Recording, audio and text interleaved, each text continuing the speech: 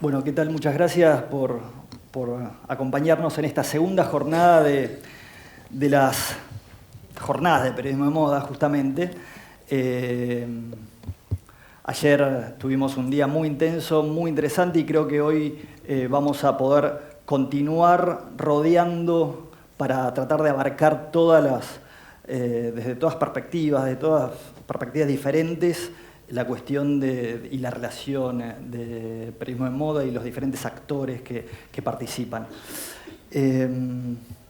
Como ustedes saben, estas jornadas surgen motivados por el lanzamiento de un nuevo título de la editorial Ampersand, que forma parte de la colección Estudios de Moda, y es El estilo entre líneas de Kate Nelson Best. Y al recorrer la historia del periodismo de moda encontramos un dato, no sé si extraordinario, pero sí muy significativo. Y ese dato es una lista de nombres, que si yo me pongo a ver la lista de nombres es realmente impresionante, ¿no? Si empezamos a hablar de Manet, Cocteau, Klimt, Man Ray, Salvador Dalí, Damien Hirst, para mencionar solamente artistas plásticos. Después, escritores, Balzac, Flaubert, Mallarmé, Oscar Wilde. Los últimos dos dirigieron revistas de moda. Edgar Allan Poe, además, fue redactor invitado de la revista estadounidense Graham's Magazine. Y más acá en el tiempo podemos mencionar a Dorothy Parker, Joan Didion, Sara Gallardo. De hecho, como dice Nelson Best, los periodistas de moda a menudo e históricamente provenían del mundo literario. Incluso en la Argentina tuvimos el caso de La Moda, una revista dedicada a la música, al arte, pero también a la cuestión de la vestimenta, y estaba dirigida por Juan Bautista Alberdi, y solo duró 23 números, que salieron durante 5 meses. Me da gracia que las razones para cerrar la publicación hayan sido, como escribió Alberdi en el último número, los problemas con la imprenta, una considerable deserción de los suscriptores y la poca oportunidad que se les daba a las publicaciones literarias. O sea, en toda esta larga historia mucho no cambió toda esta cuestión. Bastante más efímera fue la Dernier Mode, dirigida por Mallarmé, que duró solo 8 números. Mallarmé era su director, pero también su único colaborador. Escribía todas las notas, muchas veces obviamente con seudónimos, ¿no? Los seudónimos que fui anotando eran Sissi, Miss Satan, Olympe, Marguerite de Ponty. Además de dedicarse a la moda, la revista hablaba de gastronomía, deportes, espectáculos, viajes. Y al parecer, esa actividad periodística era para el escritor una manera de experimentar con el lenguaje, ¿no? Quizás esa revista fue o se haya convertido en un laboratorio. El novelista y crítico de arte francés Rémy de Gourmont entendía que esas notas eran una prueba fehaciente de que con el estilo se puede dejar el sello del talento en la descripción de un vestido o de una receta de cocina. Y me gusta también siempre traer y hacer un poco de archivo en la Argentina.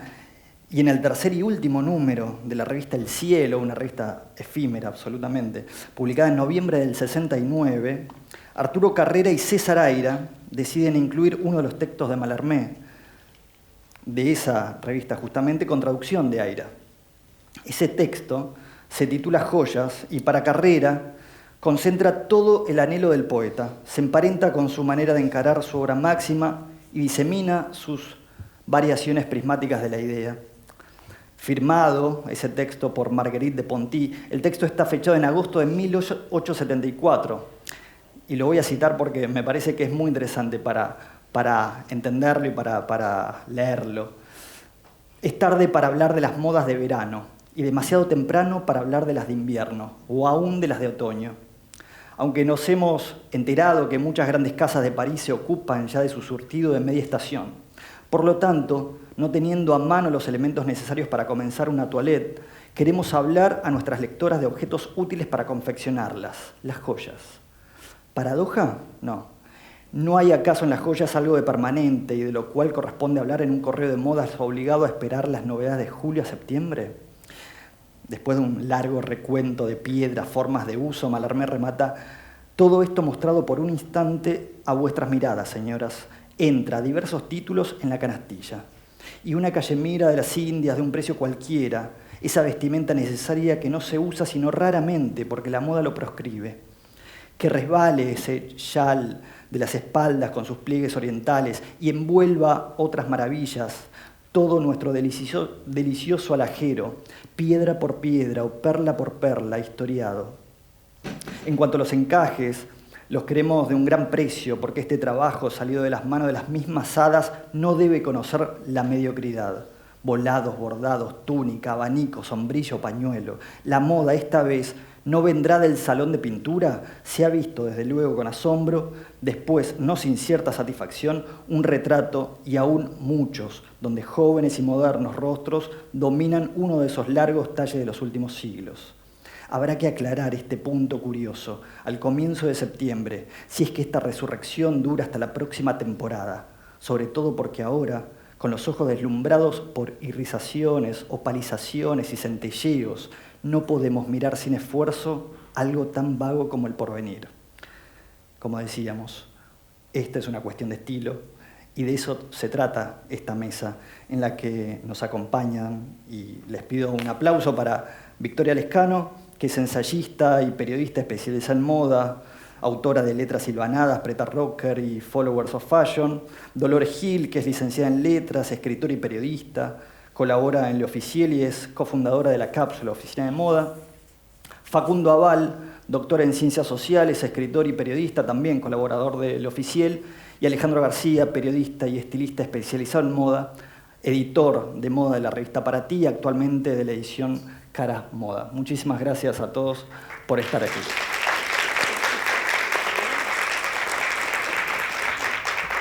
Me interesaba citar a Mallarmé y esa traducción de Aire, además, porque ahí estamos comprobando cómo la moda también se nutre de esa sustancia, que es el lenguaje, ¿no?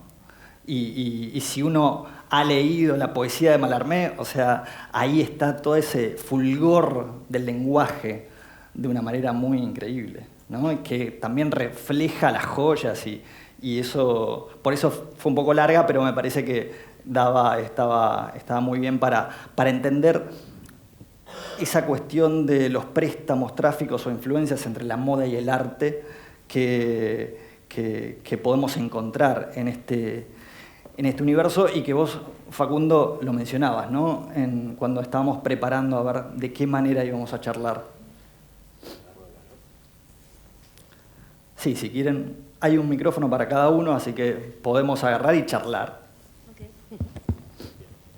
Hola, ¿qué tal? Buenas tardes a todos y a todas.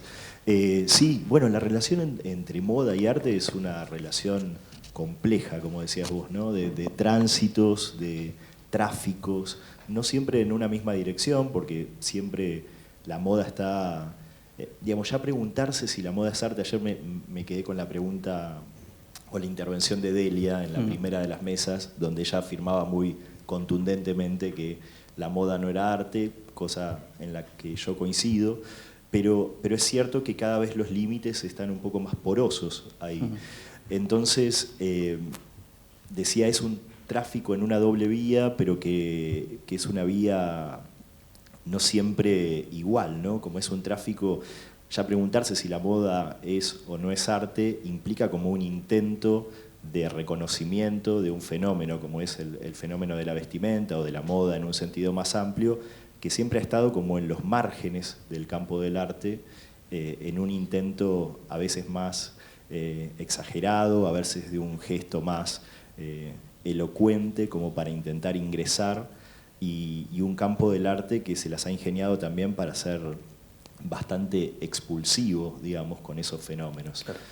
Yo creo que más anclado como en la idea o más señalada la moda por la idea de la utilidad, ¿no? Y eso la distanciaría, digamos, desde una concepción más hegeliana de esta idea de que la obra de arte es para abrir mundos posibles y la moda es solamente para cumplir esa finalidad utilitaria.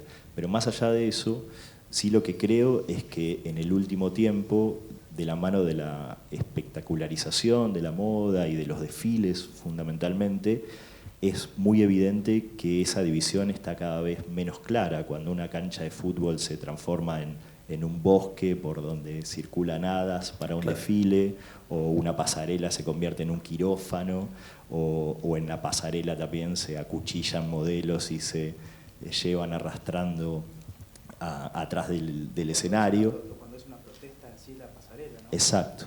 Creo que está apagado el tuyo, Ale. Ahí para arriba. Sí, va. O cuando es una protesta en sí la pasarela, ¿no? Exacto. O cuando está la sorpresa de lo que pasó en Gucci la semana pasada, que una modelo no estaba de acuerdo con lo que ocurría y levantó la mano y se convirtió en viral su protesta. Muy Exacto. simple, pero muy, muy fuerte, ¿no? Exacto.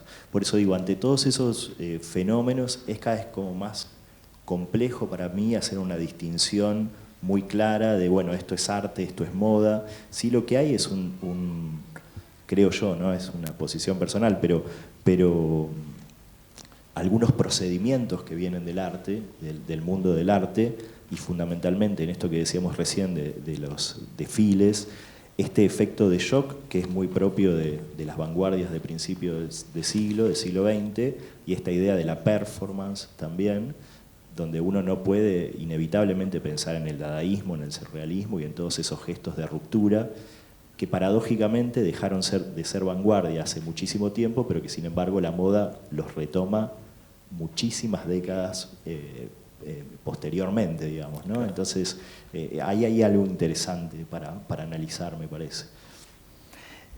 Ayer, en la primera charla, Royuelo mencionaba que muchas veces las revistas europeas, en ese caso, buscan escritores para aportarles justamente una mirada particular. Me pregunto si esas colaboraciones de artistas no contribuyeron también para que las revistas se conviertan en íconos, ¿no? ¿Qué te parece, Dolores? Sí, yo creo que en la historia del... ¿Se escucha? Sí, ¿no? En la historia del periodismo de moda, la literatura y el arte, la literatura y el periodismo fueron como imbricándose mutuamente. Frente a digamos, en la revista de moda, tradicionalmente lo más importante, me parece, pueden estar en desacuerdo conmigo, pero lo más importante es la imagen, ¿no? Que, digamos, el tratamiento de la imagen, y las palabras son más escasas, pero esas palabras cuando están tienen que ser muy precisas y tienen que estar muy bien puestas. Entonces, creo que la inclusión, creo que viene por varios lados. O sea, por un lado, no sé, es una hipótesis que se me ocurrió pensando en estos temas y leyendo el libro. En general, los escritores entran a la revista de moda en una sección muy particular, con un ensayo literario o con cuentos o relatos a veces autobiográficos o en primera persona. Y creo que proviene esto de un malentendido bastante afortunado que tiene que ver con que la literatura, pensada desde el siglo XVIII, es una cosa de mujeres, ¿no? O sea, esta idea de que lo literario es lo femenino, las novelas son entretenimiento de mujeres, entonces la revista de moda tiene que tener un espacio para que las mujeres despuntemos este vicio. Y digo que es un malentendido muy afortunado porque justamente por ese lado, como metiéndose casi como de refilón, digamos, los escritores que han probado su pluma en estas secciones, creo que encuentran un poco más de libertad. Creo que esta incorporación es clave porque permite que al trabajar en un género menor frente a lo que sería la gran literatura, sin las presiones de compararse con otros autores o con la historia de la literatura, en estos pequeños espacios reducidos hay como un ejercicio de mucha más libertad para explorar incluso temas que no se consideran temas de la literatura, pero que sí entran, que finalmente sí lo terminan siendo, pero como por ejemplo la vestimenta, pero no solo eso, sino montones de temas que también tienen que ver con el universo de lo femenino, que tradicionalmente no son considerados temas que juegan en la primera liga, digamos, de la literatura. Entonces me parece que la revista de moda, en su incorporación de estas secciones, lo que gana creo que gana más la literatura que la revista de moda en este caso, porque permite como absorber eso y bueno, y de ahí se han dado un montón de casos de escritores, desde Virginia Woolf, que ha publicado en la Vogue británica, una de mis preferidas, que es Joan Didion, que también trabajó 10 años en Vogue y ella misma dice que ahí aprendió a escribir porque cuando tenía que poner un epígrafe para una foto, ese epígrafe tenía que ser perfecto porque era un epígrafe de Vogue, no podía ser no podía poner eran 8 palabras tal vez, pero tenían que ser palabras justas. Entonces, a mí me parece que la literatura y la moda, sí, ganan mucho en esto, ¿no? En esta sección que, en principio, digamos, parecería haber entrado como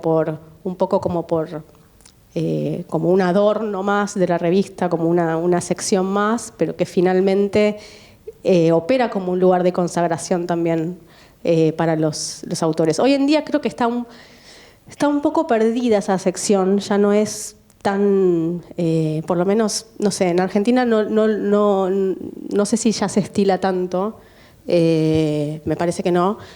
Sí, tal vez en revistas de afuera todavía hay varias firmas que publican, pero me parece que es un lugar muy enriquecedor para los autores.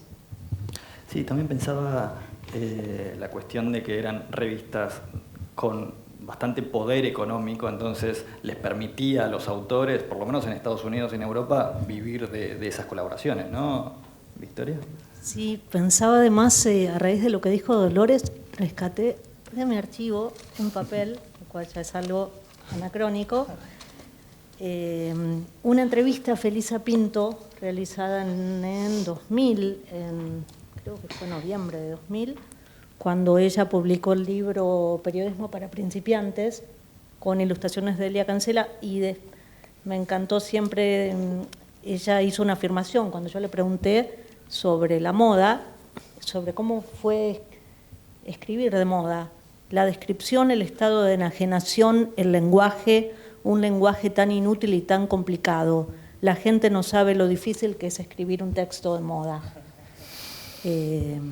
A raíz, ¿no?, de que ella escribía columnas de moda. Yo la verdad que para la charla de hoy prefería hacer un pequeño recorte y recorrido por las columnas de moda en la Argentina. Claro. Y que a mi criterio, bueno, haciendo, ¿no?, como un juego con todo lo que sí está reflejado en el libro, que realmente es fabuloso, y aclaro que todavía no lo terminé de leer porque hay muchísima data y preferir minuciosamente y con calma.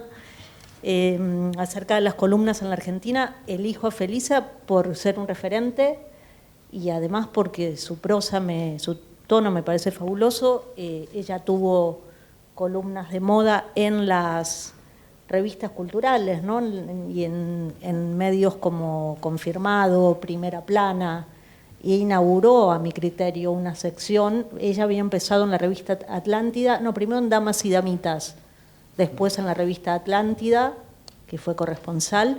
De hecho, hay material muy hermoso sobre ella que ella está trabajando en su obra y la va a editar Random próximamente. Estamos esperando la salida de ese libro. Pero simplemente me gustó mencionar, y ella habla de la moda como la belleza de lo efímero, ¿no? No me parece un poco...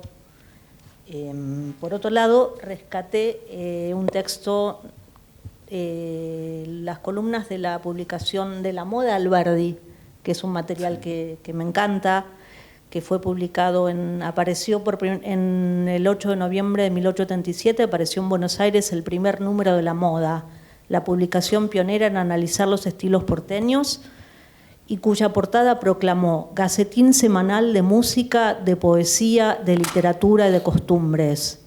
Y a modo de manifiesto admitió una columna denominada La Marcha de la Moda, donde se advirtió que la revista proclamaba un recorrido, o se proponía, ¿no?, como premisa, un recorrido por los movimientos de la moda contemporáneos a su tiempo en Europa y entre nosotros, en trajes de hombres y señoras, en géneros, en colores, en peinados, en muebles, en calzados, en puntos de concurrencia pública, junto con ideas sucintas del valor específico y social de toda producción inteligente que apareciera en nuestro país. La dirigió Juan Bautista Alberdi y él tuvo diversos seudónimos, uno de ellos fue Figarillo. Yo cité algunas. Me gusta, puedo compartir si es que no querés que pasemos a otro tema o... No, pero me interesaba, digamos, la cuestión de la moda, porque es realmente un caso muy paradigmático, además que continúa toda una tradición que viene, Mallarmé, todo el salón literario en la Argentina y cómo eso nutría a esa publicación en sí, ¿no? Claro. En realidad la formación, Alberdi habla de cómo él se nutrió para escribir de moda, de ir a los salones literarios y a los bailes, que él le decía a su padrino, porque él fue huérfano, que tenía que ir a bailar, y él le decía, no sé bailar, no disfruto del baile, pero en cambio su padrino le decía, pero vas a aprender mucho sobre la vida mundana y las relaciones y a manejarte en el mundo si vas a los bailes, ¿no? Que todo lo que transcurría, ¿no? Todo lo social, la etiqueta y todo lo que transcurría alrededor, ¿no? Que es algo que trasladado a la vida contemporánea, sabemos que la mayoría de los estilos comienzan más genuinos, empiezan en las discotecas y en los clubes y luego la moda se apropia de ello, ¿no? Claro, y también es un código, ¿no? Un código que el público tiene que aprender y tiene que asimilar, y creo que las revistas, Ale, son ese escenario donde por primera vez quizás la revista refleja algo que está ocurriendo, pero a la vez lo viraliza de algún modo. Es que lo interesante es poder encontrar en esa viralización, que en realidad la viralización viene de una narrativa muy descriptiva, porque uno lo que tiene que hacer, me parece, lo hago yo desde mi punto de vista es como periodista que describe moda, es describir, y el otro tiene que ver lo que uno le está contando tal cual, pero sin olvidarse de la subjetividad, que es algo que a mí me preocupa mucho todo el tiempo, porque lo mío es muy subjetivo, yo lo escribo desde un lado muy subjetivo, que es lo que yo veo, pero ¿cómo lo va a recibir el otro? ¿Con qué ojos lo recibe? ¿Con qué background tiene para poder leer de la misma manera lo que yo escribí, entender lo que yo escribí? Entonces, la revista lo que tiene, más allá del estilo y de la línea editorial que pueda tener ese medio, sea una revista, sea un suplemento, sea un diario, lo interesante es cómo acercarle a ese lector o a esa lectora o a ese público, a esa masa de lectores, esa imagen que hay que contar. Y si uno no lo hace a través de una descripción precisa, con las palabras justas, y no solamente contando que el vestido era azul y tenía un largo a la rodilla, sino contando que las típicas frases del diablo viste la moda, del color cerulean, o sea, es muy gráfica, o sea, no es únicamente el vestido era azul, porque no sé, bueno, hay que ubicarlo en tiempo y espacio actual y de dónde viene y hacia dónde va también. Claro. Y ahí es donde soy muy hincha con la subjetividad, pero digo, mi subjetividad me dice que esto viene de este lado, y lo que yo me gusta hacer es, yo primero cuando lo pienso y lo escribo al texto, veo qué siento yo respecto de eso, por qué creo que es eso. Después constato si es verdad lo que yo sentí. Y cuando no es así, busco a ver por qué a mí me pasó eso, para que el otro pueda entender que hay muchas aristas dentro de una misma actitud, de una misma actividad, de un mismo tema. Por eso a mí me gusta decir que la moda es como una lentejuela facetada, que según donde le dé la luz va a alargar un color distinto y nunca va a ser el mismo color, sobre un mismo tema. Entonces, las revistas lo que hacen es, a través de un lenguaje, que lo que me interesa también que el lenguaje sea cada vez superior en el sentido de que uno pueda darle nuevas herramientas al otro de aprendizaje y entender que quizás una palabra, como ayer preguntaban, el uso de las palabras extranjeras, y es que hay palabras que por más que uno las quiera traducir, no tienen el mismo sentido, no logran el mismo efecto. Es que ya en la palabra extranjera hay un componente que lo tiene. Exacto, y sobre todo digo, cuando escribimos acá, que digo, hacemos una crónica, una crítica de moda, primero que no la podemos hacer a nivel nacional por un montón de cuestiones que ayer las charlaron, ¿no? Pero uno tiene que tratar de ubicarlo en un lugar y darle la palabra precisa, y si esa palabra no es en castellano, el otro la va a entender igual, porque tiene ese sentido. Sí, o la va a buscar, o se va a encargar de averiguarlo. Exacto, y ahí ¿no? Lo que estás haciendo es multiplicar un conocimiento. Exacto. Le estás dando una razón más para aprender otra cosa.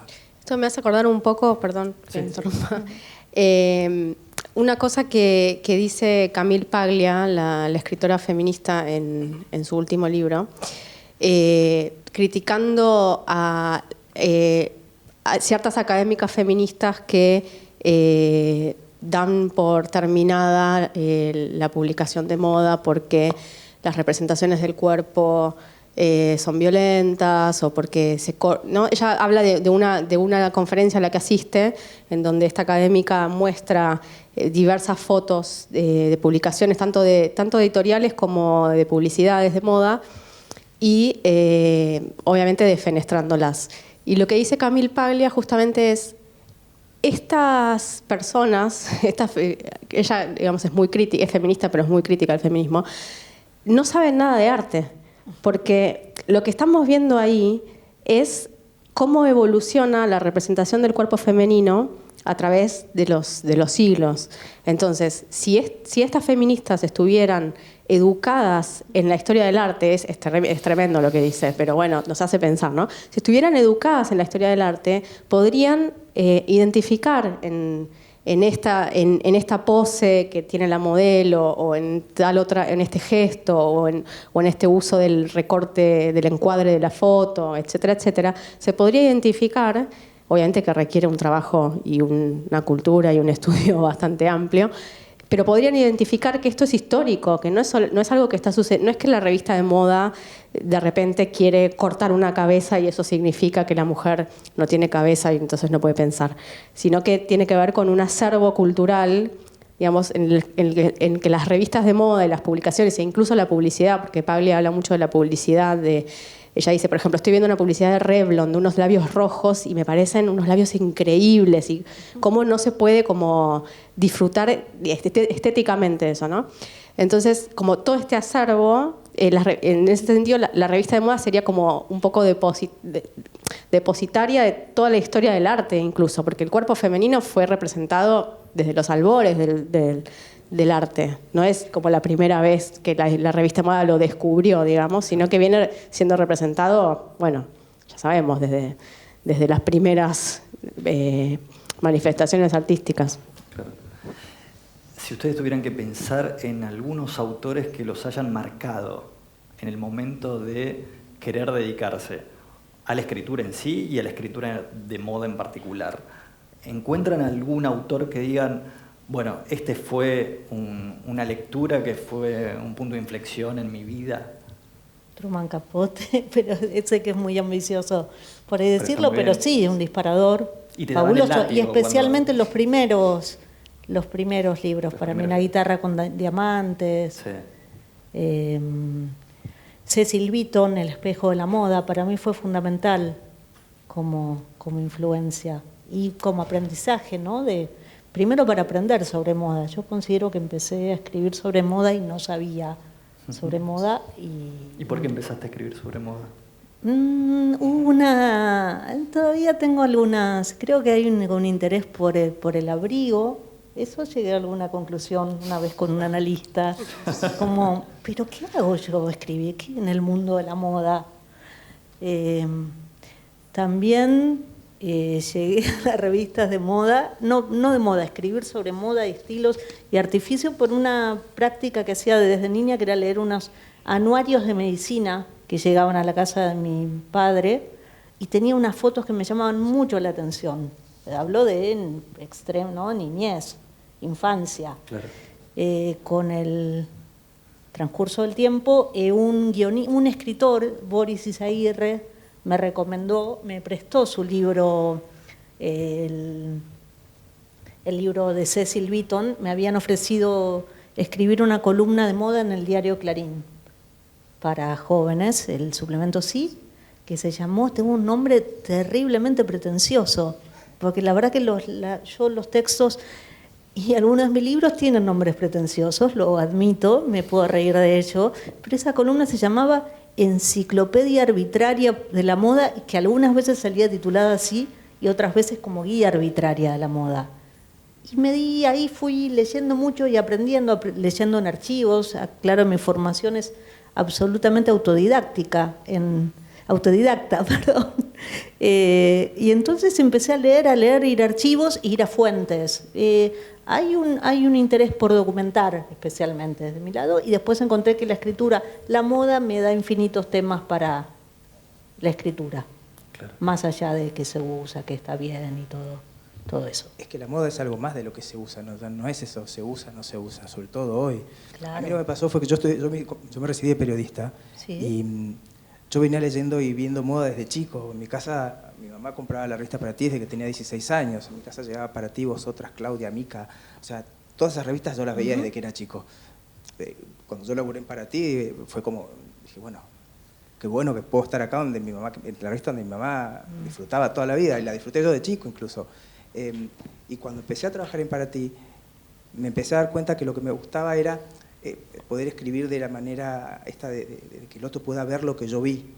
Y entonces me amparé mucho en cómo escribe García Márquez, esa cosa de descripción, que uno parece que se está metiendo adentro de colores, adentro de situaciones, adentro de olores, y ve todo más. Y lo termino de comprobar cuando conozco a Pedro Lemebel, que es un artista chileno que murió el año pasado, un escritor chileno, y las descripciones fabulosas que él hace sobre el mundo al que él perteneció, que hablaba de los travestis, de los homosexuales, de la pobreza, de los barrios, de los suburbios. Entonces, hay un texto que me gusta mucho que se llama Los funerales de la Candy, donde él cuenta cómo la travesti mayor, la ídola de todas las travestis del momento, se muere. Entonces cuenta dónde va a parar toda esa ropa que ella tenía, las pelucas, y hace una descripción enorme de todas sus pelucas, las plumas, todas las plumas que tenía, todos los el Versace rosa, el Dior de perlas y no sé qué, y es muy uno lo ve y es muy emocionante leerlo. Entonces, eso es lo que yo quiero transmitir cuando leo. Y aprendí esa cosa picante que tiene Lemebel, de que el texto tenga una cosa de que sea un poco peleador en un punto, y que te moleste un poquito, pero que a la vez no puedas dejar de leerlo y te moleste esa molestia que te provoca. Claro, ¿no? Claro. ¿Y a vos, Facundo? Cuando hacías la pregunta yo me acordé inmediatamente seguramente lo vieron, del documental de Wim Wenders, Notas sobre vestidos y ciudades. Hermoso, que recomiendo. Y el documental empieza con una frase que dice: me encargaron hacer un documental sobre el mundo de la moda, a mí la moda no me interesa nada, pero me interesa mucho el mundo, y por eso acepté. Y yo creo que también, yo no vengo de la escritura de moda, venía como más de la sociología del arte, pero sí me parecía que en la moda estaban apareciendo fenómenos interesantes que valía la pena describir y analizar, justamente para poder hablar del mundo. Entonces para mí es casi un desafío, una provocación y un desafío al momento de enfrentarme a alguna de las llamadas tendencias, poder inscribir esa tendencia en un contexto mucho más amplio. No sé, pienso como desde ahora las notas que me han tocado en La Oficial, que es donde trabajo, y que por suerte tengo una libertad enorme para poder hacerlo, gracias a Ana, que nos habilita, digamos, todas las puertas. Pero digo, para mí era imprescindible, para hablar del pasamontañas, hablar del subcomandante Marcos y de poder inscribir eso en una lucha política armada mucho más densa que una tendencia de moda, o poder hablar de la moda del mayo del 68 y remitirme a Fanon y el prólogo de Sartre en Los Condenados de la Tierra.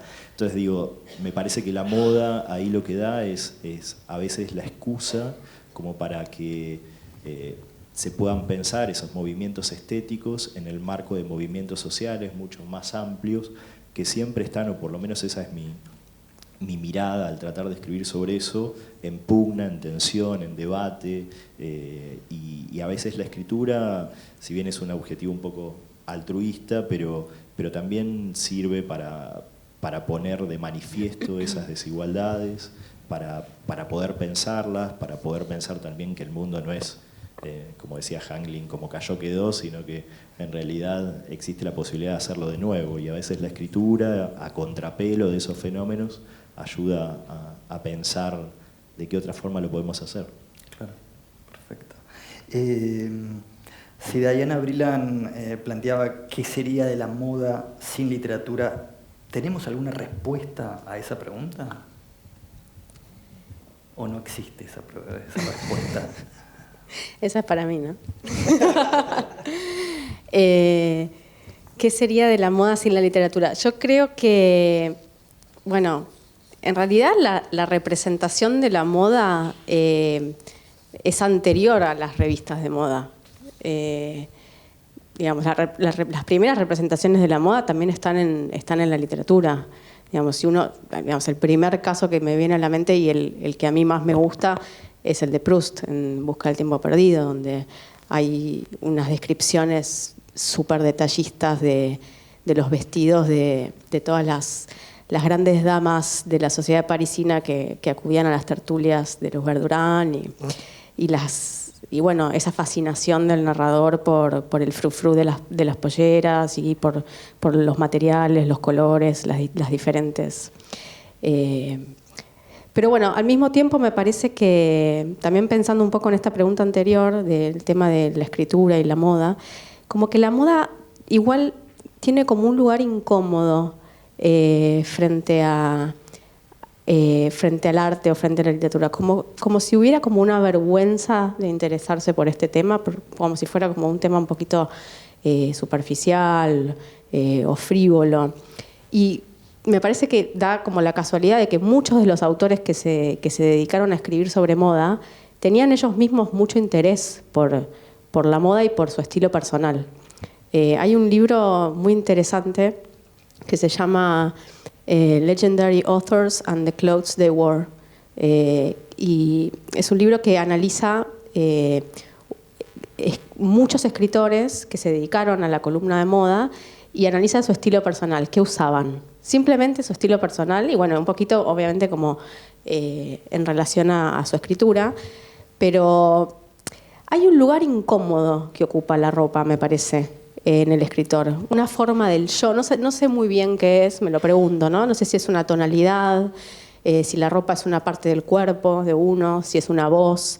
Es algo que es un poco difícil de identificar, pero es sumamente atractivo y al mismo tiempo se presenta como algo inferior, ¿no? Como algo que da un poquito de vergüenza, preocuparse por una cosa como medio de vanidad o superflua, ¿no? Entonces me parece que la pregunta más bien es ¿qué hay ahí en la moda, ¿no? o en el estilo, ¿no? Porque también podríamos pensar que el estilo, hablando de estilo, digamos, la escritura, digamos, por lo menos para como yo veo la literatura, lo importante es el estilo, ¿no? Y encontrar una voz, un estilo personal de escritura. Y eso, digamos, tiene un paralelo en la búsqueda de un estilo personal, digo, de lo que uno se pone, ¿no? Y me llamó la atención una frase de Victoria Ocampo, que bueno, hay mucha tela para cortar en su autobiografía, es realmente exquisita sobre estos temas, porque ella estuvo bueno, en contacto con todo el mundo. Y ella en un momento dice, nadie que no haya visto a Coco Chanel vio a un Chanel. Como si dijera, el estilo es único, o sea, no se puede como copiar. O sea, el estilo de Chanel era ella. Si uno se pone el trajecito, la cartera matelaseada, no es un Chanel. Chanel era ella. Todo lo demás es como reproducción, ¿no? Entonces esta tensión entre lo que es singular, ¿no? Y esta necesidad de ayornarla todo el tiempo. Como decía Wilde, la moda es una forma de fealdad tan insoportable que cada 6 meses tenemos que cambiarla. Esta tensión que nos lleva todo el tiempo a querer, digamos, modernizarnos, no va un poco en contra del estilo personal, porque si uno piensa en un estilo es algo que permanece, ¿no? Algo que es incólume, que no cambia con las modas, justamente. Entonces me parece que estos autores, muchos, bueno, yo sigo pensando en Didion, porque si uno ve las fotos de ella, es casi como un ícono, a pesar suyo, un ícono de moda, quiero decir. Ella cuenta que ella aprendió a vestirse trabajando en Vogue, que cuando entró a Vogue no tenía la menor idea, y que sus 10 años ahí, bueno, obviamente le dieron un ojo, ¿no? La ejercitaron. Y De hecho, ella en el 2015 fue fotografiada por Teller en la campaña de Celine de primavera con unas gafas. Ahora es una viejita divina, toda arrugada, como achicharrada, pero con un estilo... Es una mujer que exuda estilo, ¿no? Y entonces uno se pregunta, ¿qué es eso que exuda? Porque no se puede como asir, es algo como inacible, ¿no? Como que no se sabe muy bien dónde está, pero en la totalidad, digamos, hay como un efecto. ¿Qué estaba diciendo? Bueno, y me llamó la atención, perdón, vuelvo, otra escritora que se llama británica Sadie Smith, que es una novelista y ensayista británica, que en varias ocasiones habló en contra de las revistas de moda, diciendo que, bueno, que las revistas de moda, es algo con lo que yo no estoy para nada de acuerdo, pero que las revistas de moda imponen y hacen daño porque imponen una figura de mujer casi como si fuera obligatoria. ¿Hoy piensa eso también?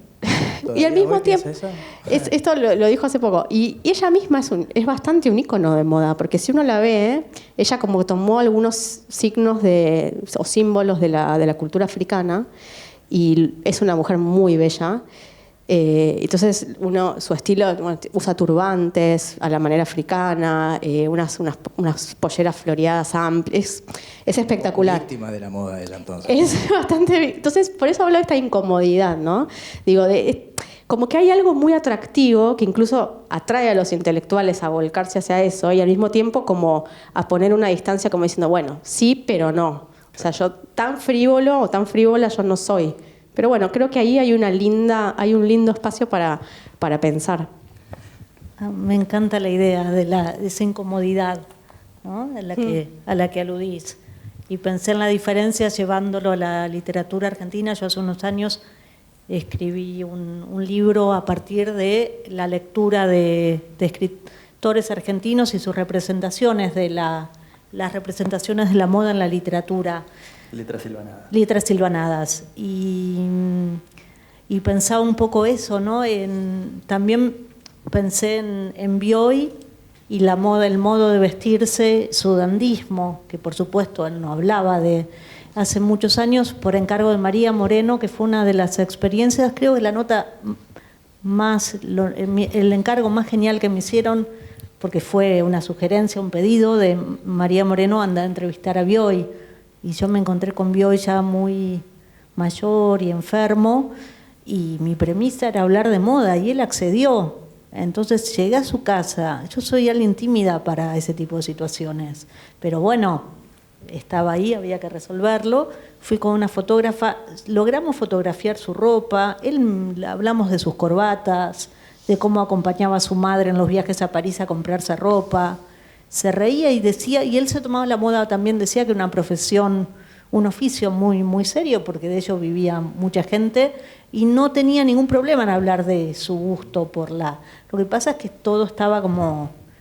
Sí, entiendo que para él no era incómodo, era algo que ya lo tenía muy, muy incorporado y no hacía ningún alarde. Bueno, a veces es parte de, la gente que tiene estilos como que es como si lo respirara, sí, ¿no? Como claro, si no fuera como consciente, no es de eso. O lo tiene tan... Sí, no hay una construcción ahí. No le es un problema ese. Hay un tema con la elegancia. Sí, totalmente. Sí. A mí me parece que hay gente que, por más que quiera, no puede evitar tener un estilo. Así se ponga una remera blanca y un jean. Si todos nosotros nos ponemos el mismo jean y la misma remera, cada uno lo va a tener con un estilo distinto. Sí. Y sepamos o no sepamos de moda, vengamos de la arquitectura, de donde vengamos, no importa, pero cada uno lo va a llevar de una manera distinta. Y aunque nos pongamos los mismos accesorios, o sea, sin o con cinturón, los mismos zapatos o no, hay una cuestión corporal ahí que tiene que ver con el estilo también. Y no solamente, como me decía una amiga, es la percha. Y sí, bueno, la percha el saco te queda igual a vos que a él, pero no me queda igual a mí. Entonces, el estilo tiene que ver con eso. Y a mí lo que me gustaría, volviendo un poco a lo que estábamos hablando, porque tiene que ver con esto, que tiene que ver con el arte, ¿no? Como, sí, es cierto lo que dijo ayer Delia, el arte y la moda no son lo mismo, pero los dos son un canvas en blanco que se retroalimentan uno con otro, y la moda en ese punto lo que hizo fue multiplicar el arte, y el periodismo de moda a través de las revistas volver a multiplicarlo. Hoy lo decimos viralizar, pero antes se multiplicaba porque era que no todo el mundo pudiera acceder o supiera de qué se trata el arte. A mí hay algo que cuento siempre que es, para mí Yves Saint Laurent era la corbata de mi papá. Yo no sabía que existía el señor Yves Saint Laurent, hasta que un día vi en una revista una foto de Yves Saint Laurent y dije, ¡ah! Es la corbata de mi papá. Y de esa misma manera uno después lo va multiplicando y lo va viendo en otros aspectos y se da cuenta que cuando Saint Laurent puso los girasoles de Van Gogh en una chaqueta de alta costura, eso accedió a un montón de otra gente que por ahí no sabía quién era Van Gogh. Cuando Warhol en su interview pintaba las tapas, él o Bernstein, le popularizó un montón también el arte. Y eso es lo que me gusta también de lo que es periodismo de moda, eso. Las fotos también es periodismo de moda. Acompañada de un texto preciso, más todavía.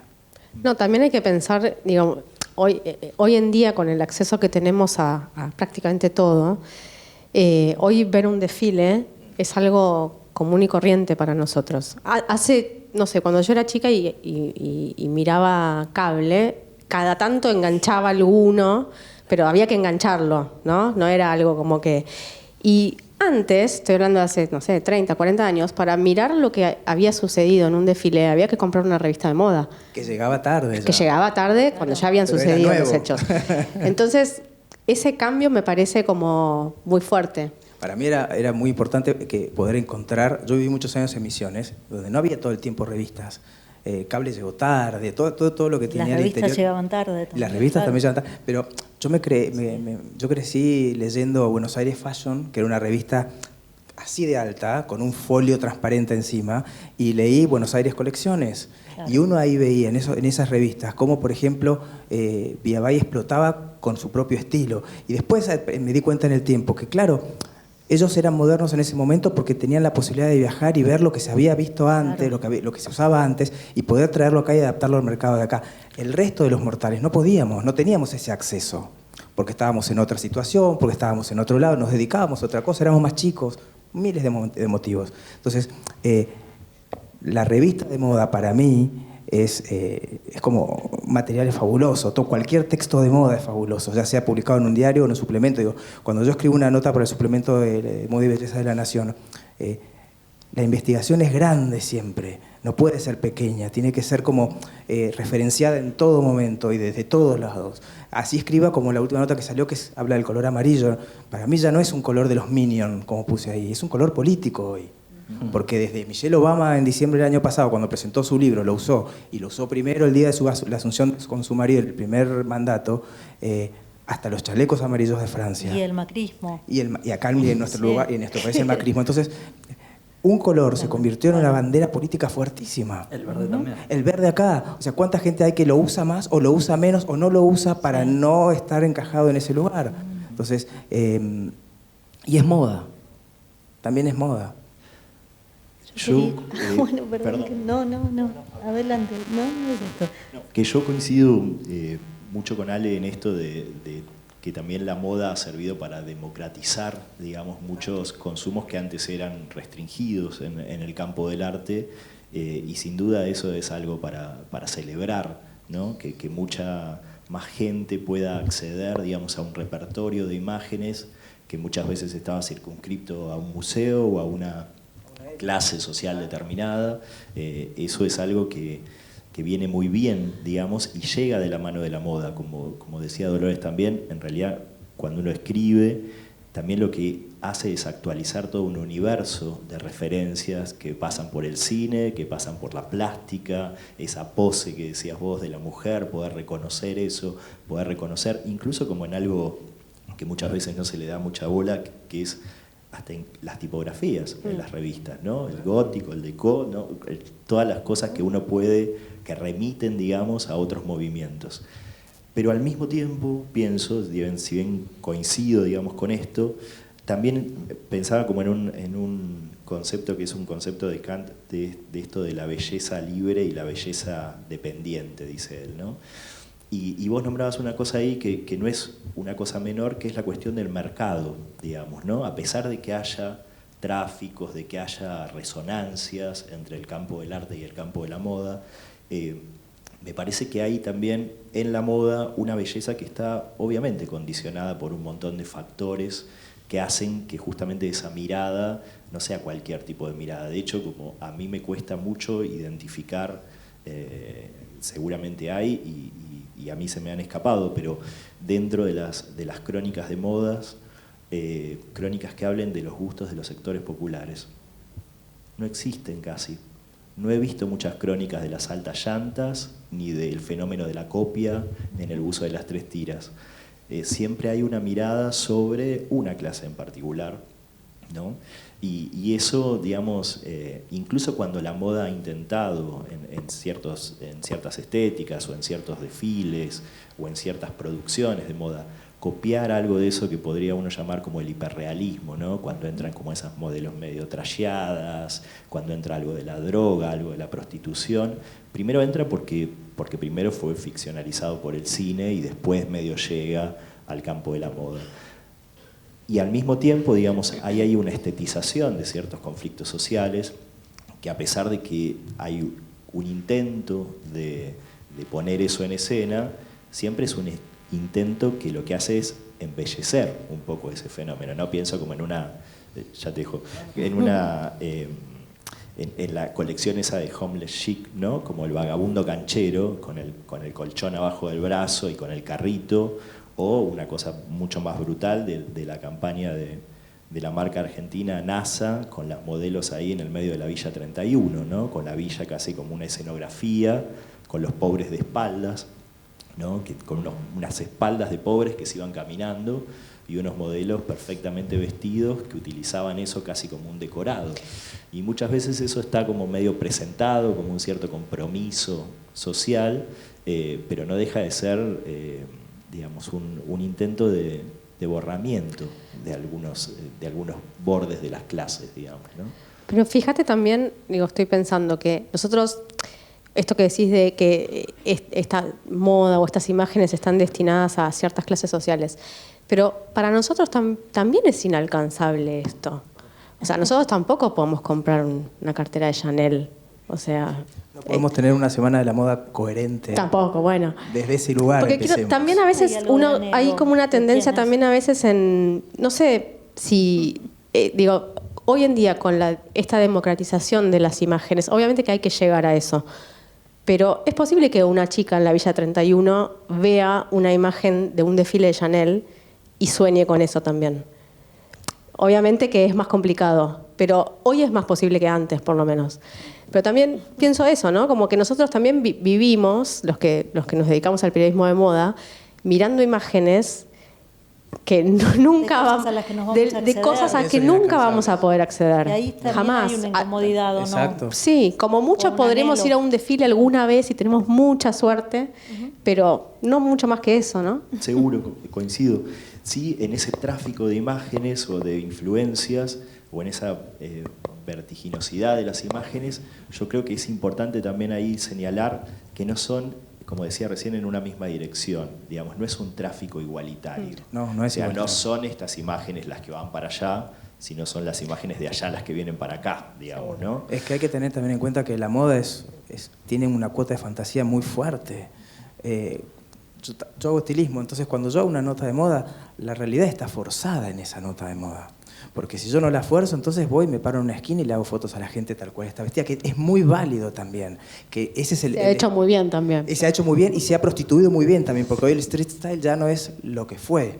Entonces, por eso es que me parece que no está bueno perder que la moda pierde esa cuota de fantasía. Sí está bueno empezar a encontrarle esa otra luz que le va a dar, como yo digo, de la lentejuela, ver dónde le tiene que pegar para poder mostrar eso, y que eso no sea ni una crítica, ni que se vea como algo feo, ni que se vea como algo que queremos ocultar.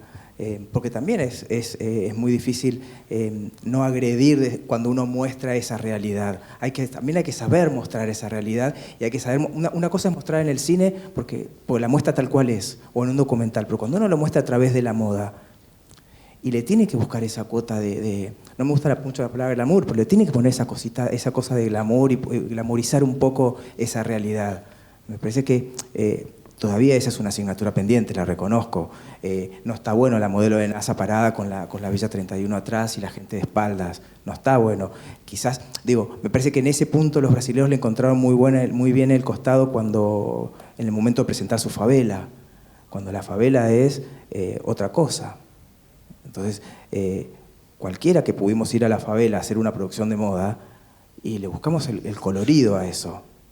Acá todavía me parece que en ese punto estamos rengos todavía. Me gustaría abrir las preguntas del público para ver si hay alguno que quiera hacer alguna consulta, y lo que vamos a necesitar es un micrófono. Les agradezco.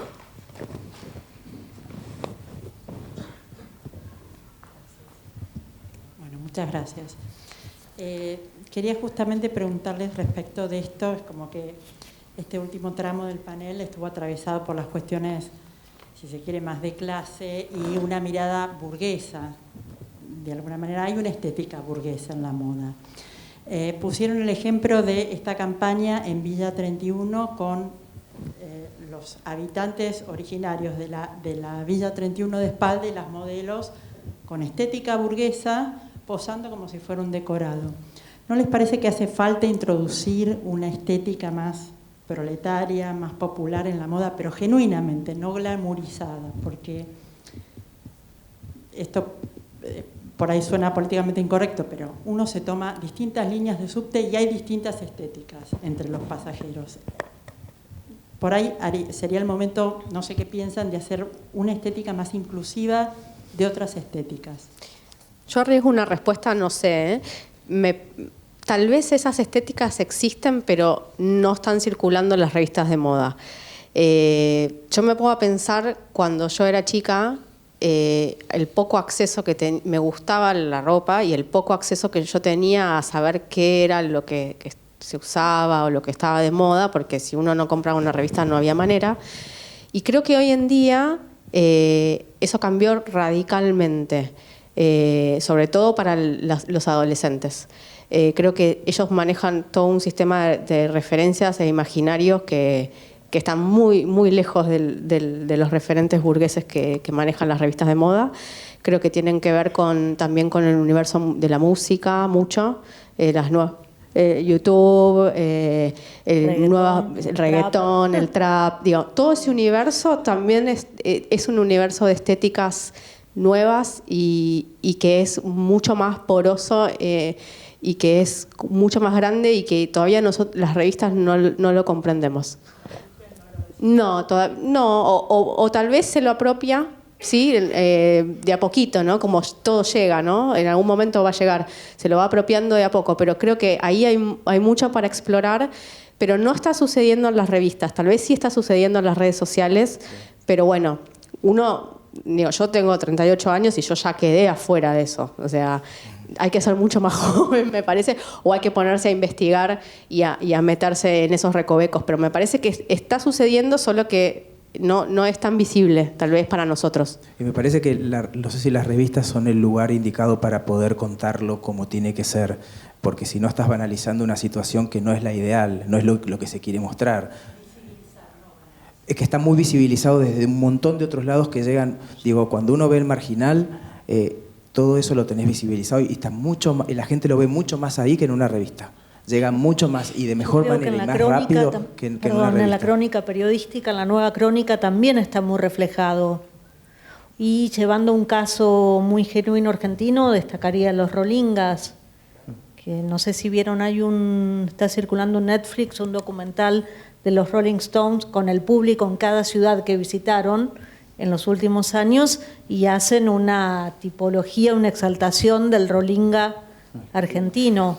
De hecho, diciendo algo con respecto a lo que dice Victoria, que en la crónica eso se dio, o sea, el foco en lo marginal, pero también se criticó mucho que solamente la crónica latinoamericana era dedicada a la pobreza, a lo marginal. Sí. Entonces, estamos siempre en un territorio mucho más complejo.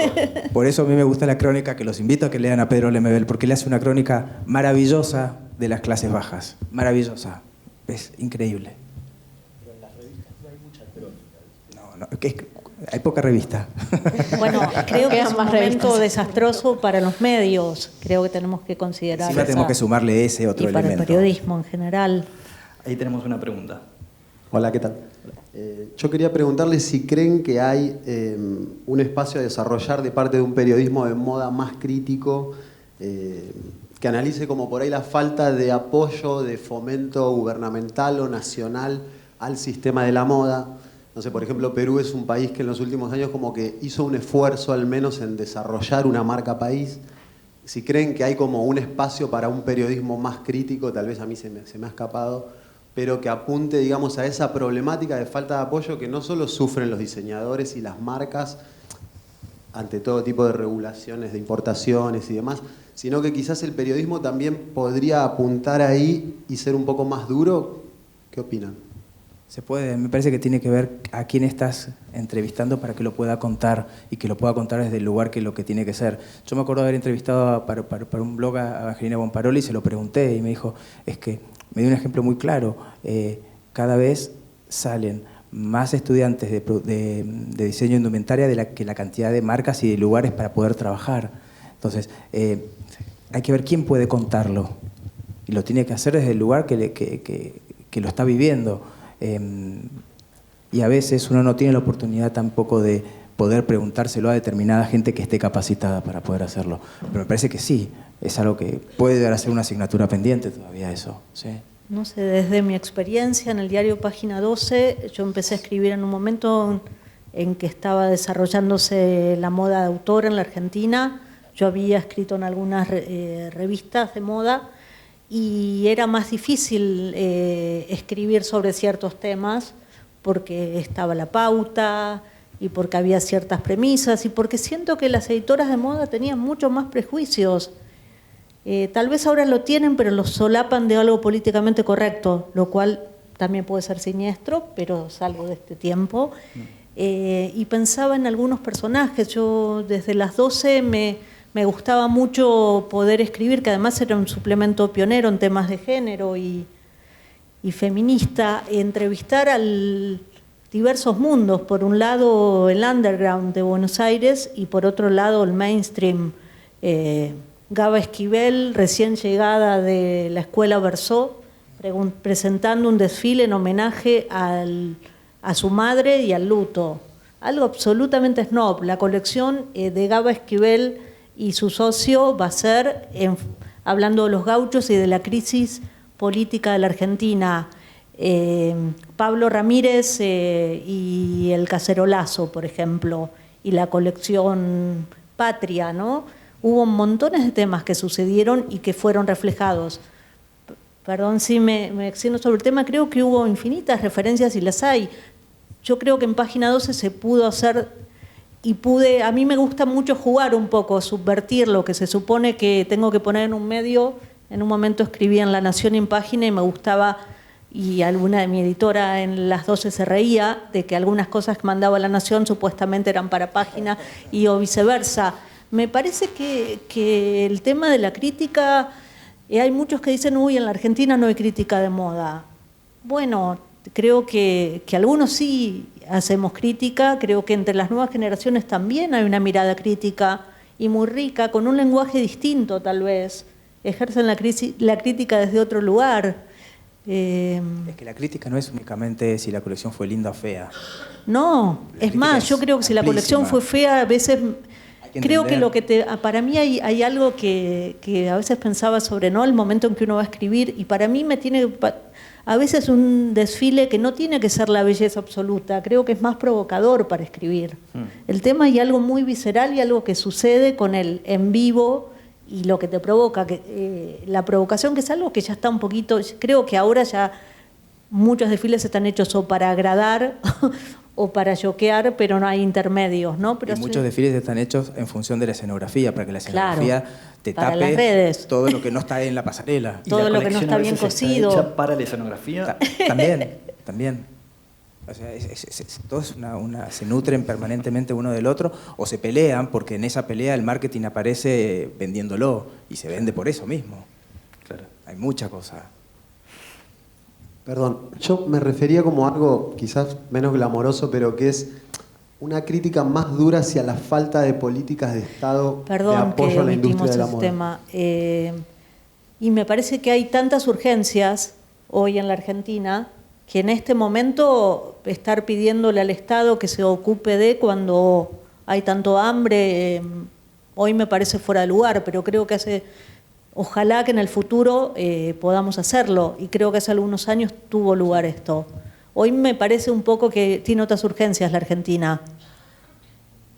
Y es horrible lo que digo, yo sé que es triste porque conozco la realidad de los diseñadores y que finalmente se usa la imagen del diseñador para construir y bancar una pasarela auspiciada por el gobierno, y finalmente los diseñadores nunca reciben el dinero que corresponde, la industria, hay mucha hipocresía.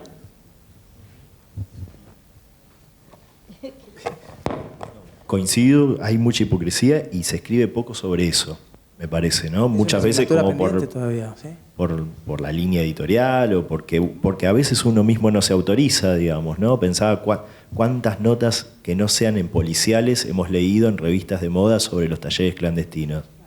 Pocas. Pocas para la cantidad de talleres que hay, muy pocas. Hay sí una mirada a veces celebratoria sobre el fenómeno de la moda y creo que por ahí la pregunta, supongo que apuntaba un poco a eso, de poca mirada de denuncia o más aguda, digamos, sobre algunos fenómenos. Hay que encontrar dónde también poder hacerlo y tener la libertad, ¿no? En un contexto muy hostil para el periodismo. A veces ¿no? se hace, digamos, como en negativo, quiero decir, ciertas publicaciones en las que yo trabajé tal vez no atacaban de lleno estos problemas incómodos, pero sí no se publicaba una marca que tenía talleres clandestinos. Quiero decir, como que no se le atacaba directamente, pero tampoco se le incluía, como tener como cierto, ¿no? Un recato, sí, o ciertos estándares, digamos, mínimos de, bueno, por más que, o sea, no, esta marca no entra por este tema, ¿no? Creo que ¿cómo? No sé. Qué pregunta. Es una pregunta difícil. Pero bueno, creo que se da más en los medios en ese sentido que en el sentido como más activo y más confrontativo. ¿Hay otra pregunta? Hola. Yo quería preguntarles si alguno de ustedes había hecho crítica de arte, si no lo hicieron, si creen que podrían hacerlo y cuál es la diferencia entre periodismo de moda o crítica de moda y de arte. Nunca lo hice, pero no podría dejar de enfocarlo a través de la moda, me parece, porque o entraría por ese tema, por ese lado, y después vería cómo acceder a la parte de moda, de arte, pero sí, no lo hice nunca todavía. Creo que escribir sobre Sergio... perdón. No sé, me parece... Te lo puedo contestar a medias. Creo que algunas crónicas que escribí reflejaron el arte en la Argentina. Tal vez los desfiles de Sergio Delof, que para mí sí es un diseñador que trabaja con el arte. Es un artista, en verdad, que se nutre de la moda y de la crítica de moda y con un lenguaje también muy contradictorio a veces. Creo que por ahí sí escribí sobre arte. Y en algunos momentos, antes de escribir sobre moda, también sí, escribí sobre arte y intenté documentar un momento, después me di cuenta que estaba más a gusto en la moda. Bueno, yo vengo más de ese palo, del arte, pero sí me parece, invirtiendo un poco la mirada, que en el arte también hay modas. Entonces el que escribe de arte también está atento justamente a esas tendencias. Hay cosas que se ponen de moda, técnicas, autores, artistas, galerías que se ponen de moda. Colores. Entonces, exacto, totalmente. Entonces es más o menos un juego como de espejos ahí. Excelente. Tenemos una última pregunta y terminamos porque a las 18:30 viene la otra charla. Acá. Hola, ¿qué tal? Bueno, básicamente no es una pregunta, sino que pensando, ¿no? En el mundo de la literatura, también han habido muchos diseñadores que se han aproximado a la literatura. Y es importante hacerlo, o sea, es importante decirlo, porque se tiende a decir que la moda es banalidad, es frivolidad, y nada que ver. Por ejemplo, Karl Lagerfeld, que fue un gran lector, un gran intelectual, aunque él no se hizo sentir como un intelectual, pero lo era.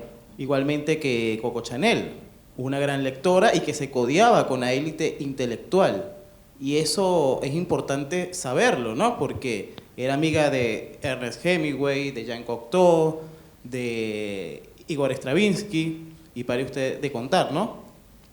Y por otra parte, se me vino a la mente también cómo Assedin Alaya, el diseñador tunecino, que en su momento él vino del arte y pasó a la moda, porque él estudió escultura en Túnez y luego se incorporó al mundo de la moda. Y creo que es importante saberlo. Básicamente eso. Y para cerrar, el número pasado de la revista L'Officiel estuvo dedicado a la lectura. Y es muy interesante, porque nos da otra mirada de que la moda no es solamente si me veo bien o si me veo mal, no, es un trabajo muy profundo y también intelectual. Eso es lo que quería decir. Sí, creo que es algo que se plantea desde el principio de las jornadas, lo plantea muy bien Nelson Best en el libro. Me parece que eso está, la moda nos constituye también como sociedad y hay muchísima cuestión ahí para pensar y para tratar de reflexionar a partir de eso y entender que no es una banalidad. Y no es un hecho aislado, la moda no es un hecho aislado. Exactamente. Yo agregaría las memorias de Paco Llamandreu, La cabeza contra el suelo, no sé si lo leíste.